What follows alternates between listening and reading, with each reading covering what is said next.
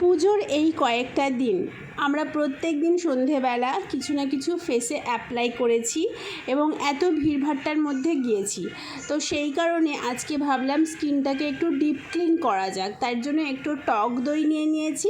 টক দইয়ের মধ্যে নিয়ে নিয়েছি একটু নারকেল তেল। ভালো করে সেটা দিয়ে ম্যাসাজ করে নিয়ে 5-7 মিনিট ধুয়ে নিয়েছি ভালো করে। তারপরে একটু স্প্রে করে দিলাম গোলাপ জল। তোমরা তোমাদের পছন্দ মতন অন্য কোনো টোনার ইউজ করতে পারো। তারপরে আমি আমার পছন্দের ডট অ্যান্ড কির নাইট ক্রিম ইউজ করছি।